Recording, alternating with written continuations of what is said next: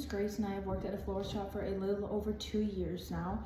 And one of my favorite things to make there is a forward-facing arrangement, whether that be for things like an anniversary, a birthday, or just because.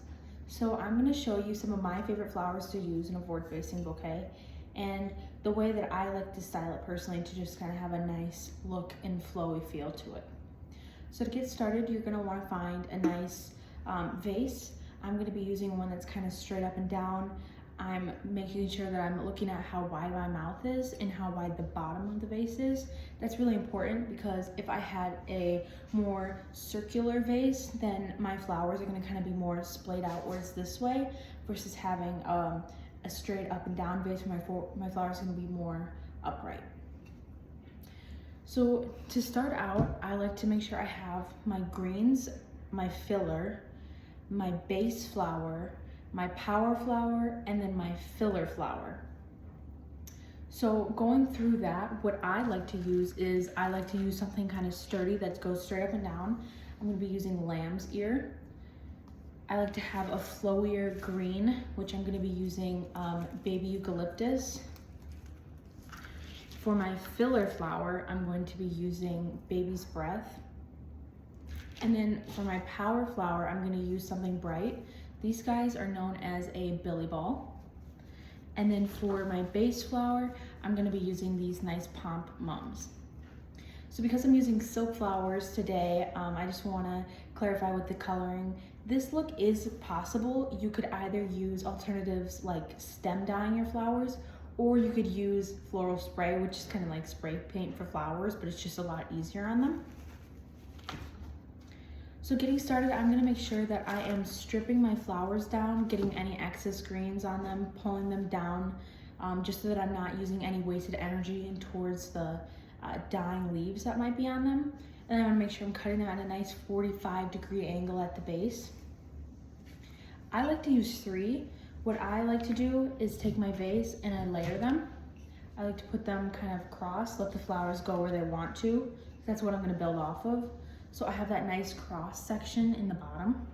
And then I take the third one and I stick it straight up and down so I keep a little bit of height in my arrangement. I'm already getting a nice triangle look with the greens. After I do that, I'm going to take my fuller greenery. I like to use seeded eucalyptus because I like that messy look to it. I want my flowers to kind of have a very flowy feel to it.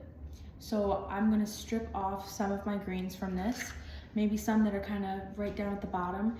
And the reason why I like to do that is because it's very normal to have to start over with your arrangement. So when you have to pull these flowers up, they're not snagging on any of these extra greens sticking out and pulling all the rest of your flowers out. So I'm going to lay that in my crisscross in there. I'm just going to let them go where they want to go, and then I'm going to build off of them. So I have my 3 on the sides, and then I have my more flowier, and then I'm going to start off with my base flowers and start building through this. So I'm going to follow through with stripping those flowers, making sure I'm cutting them and processing them properly.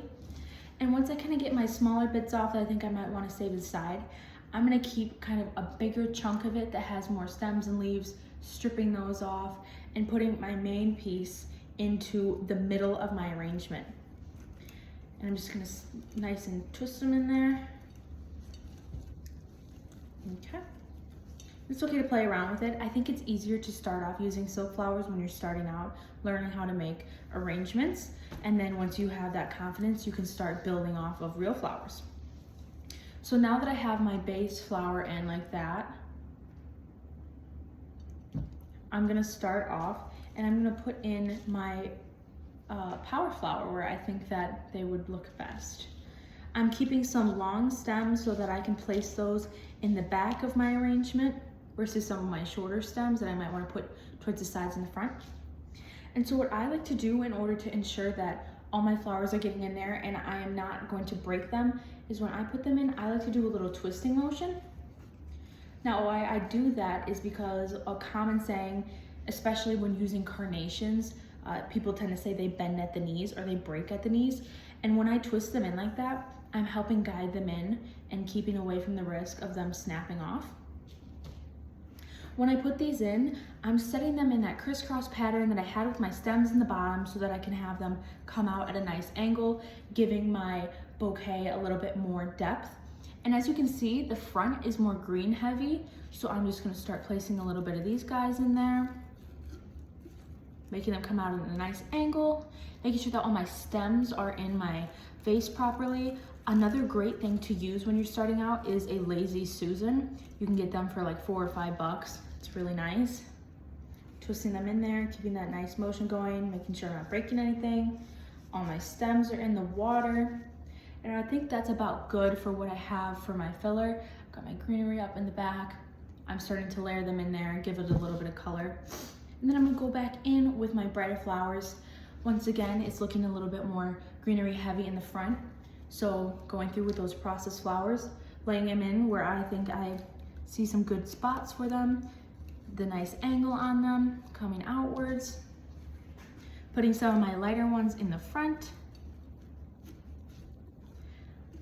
Alrighty. Now, a great thing to look out for is that when you're doing this and you're looking at all your greenery and you think it might be too much, maybe you need to process them more, or you need to let your stems fall where they naturally want to. So as I showed my greenery, if I hold them up, you see that it's starting to come out to a curve towards this side.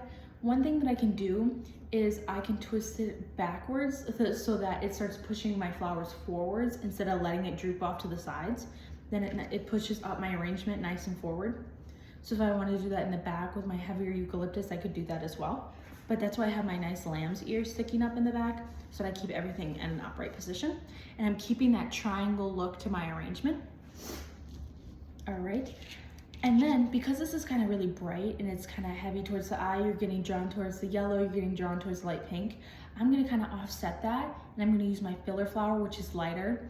And like I said before, this is baby's breath.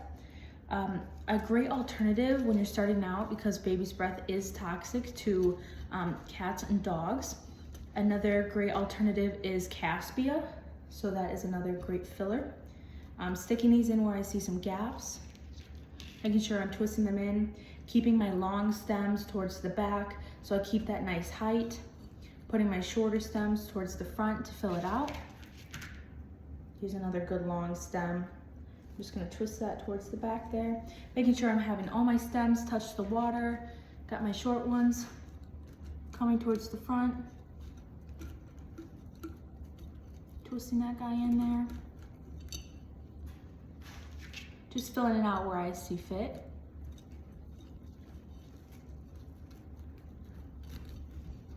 Alrighty. And I think I've done it for greens, but see this guy's hanging out a little bit, so I can pop a little greenery in there. Keeping it, that bend, I'm gonna put it upward so that it holds up my baby's breath the way I want it to. Twist that guy in there so that I don't have any bits flopping down. And look at that. He's gonna hold her right up. All right. So here I have my forward-facing bouquet. Another great thing that you can do with these is that you can add a ribbon to tie in some of that yellow that we see in here, or just to draw a little bit more attention towards that pink that I have. And here is the forward-facing bouquet.